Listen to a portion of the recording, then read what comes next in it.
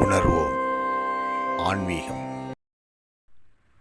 அன்பர்களே வணக்கம். கந்தப் பெருமானின் அனுபூதி பெற்று நமக்கு கந்தர் அனுபூதி தந்த அருணகிரிநாதர் 9வது பாடலில் என்ன சொல்கிறார் என்பதை அனுபவம் செய்வோம் வாருங்கள். மட்டூர் குழல் மங்கையர் மையல் வளை பட்டு ஊசல் படும் பரிசு என்று ஒழிவேன், தட்டூடு அறவேல் சைலத்து எரியும் நிட்டூர நிராகுல நிர்பயனே என்று பாடுகிறார்.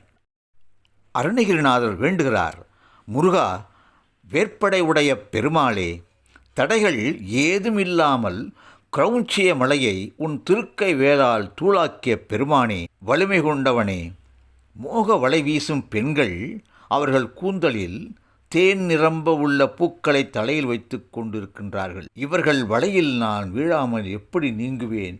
கருணை செய்ய வேண்டாமா? எனக்கு ஏற்பட்டிருக்கும் இது போன்ற தடைகளை நீக்குவாயாக என்று அருணகிரிநாதர் முருகனை வேண்டுகிறார். மட்டூர் என்பது தேன் சொரியும் பூக்களை சொல்கிறார்.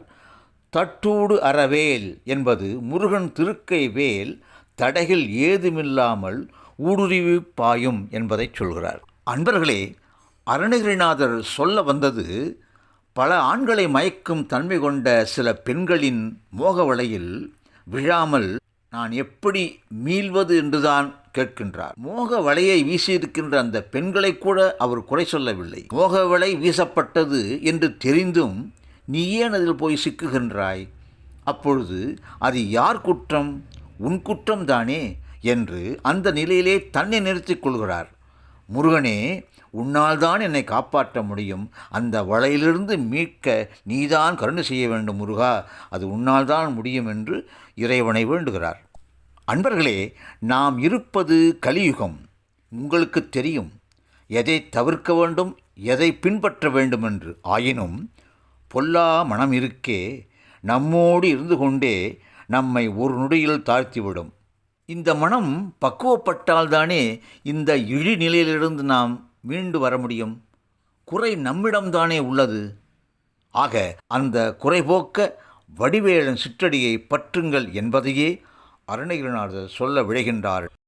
அந்த பாடலை மீண்டும் ஒரு முறை அனுபவம் செய்வோம் வாருங்கள். மட்டூர்கள் மங்கையர் மையல் வளைப்பட்டு ஊசல் படும் பரிசு என்று ஒழிவேன், தட்டூடு அறவேல் சைலத்து எரியும் நிட்டூர நிராகுல நிர்பயனே என்று சொல்லி இந்த அளவிலே முடிக்கின்றேன். வெற்றிவேல் முருகா. அரோகரா. நன்றி, வணக்கம்.